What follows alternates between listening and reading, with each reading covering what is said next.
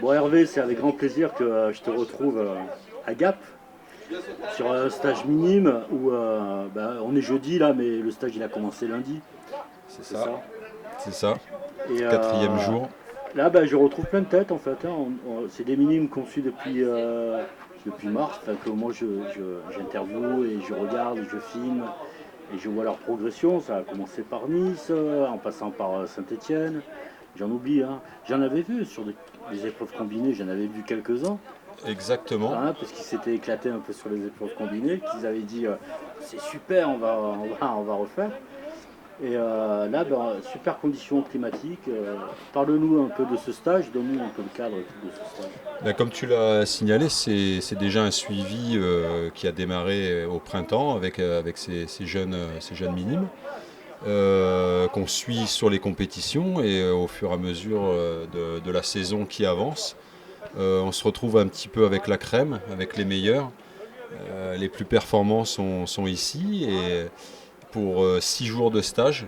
Donc c'est un stage axé sur la préparation physique puisqu'on est fin août et on a une petite trêve estivale.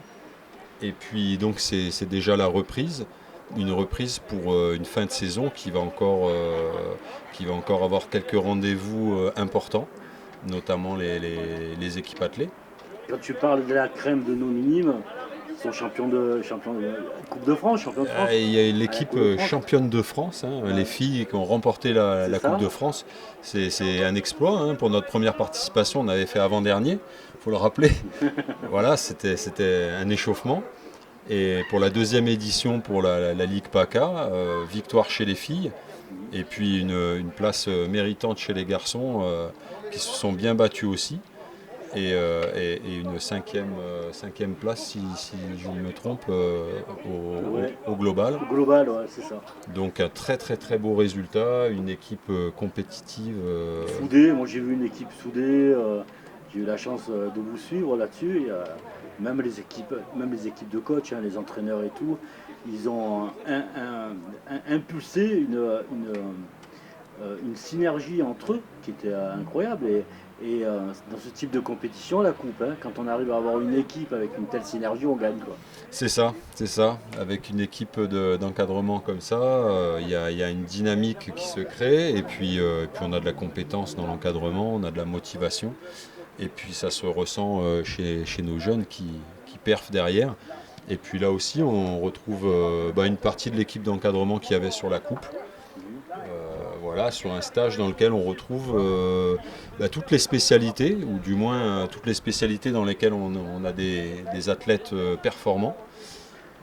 Donc ça va du sprint, les haies, les sauts sont représentés, les lancers, le demi-fond, avec en plus un petit supplément d'athlètes du suivi demi-fond minime, qui sont venus profiter de nos très très bonnes conditions sur Gap et Ancel.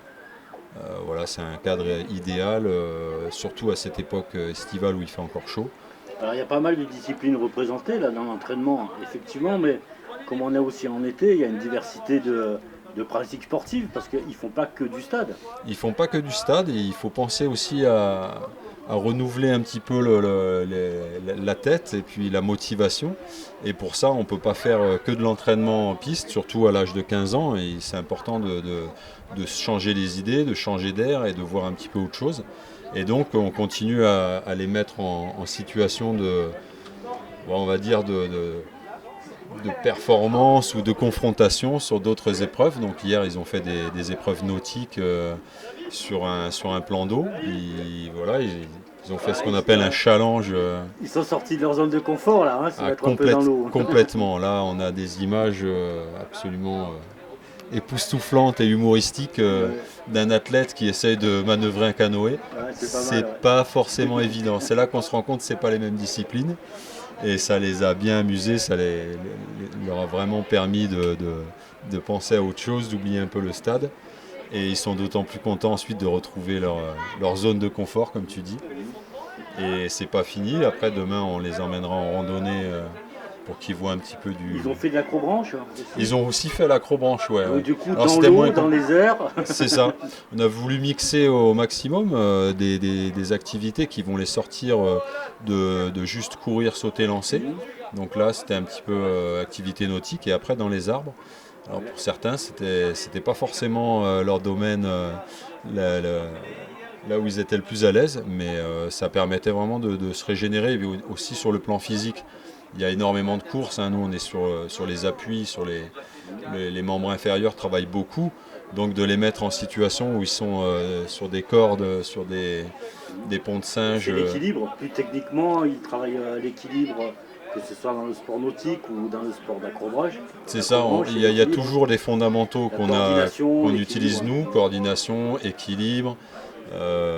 Et puis engagement, hein, puisqu'il faut aller se balancer un petit peu en hauteur. Donc il y a tout ce qu'il faut pour faire une préparation encore plus complète et puis se remettre vraiment dans le bain pour une nouvelle saison, quoi.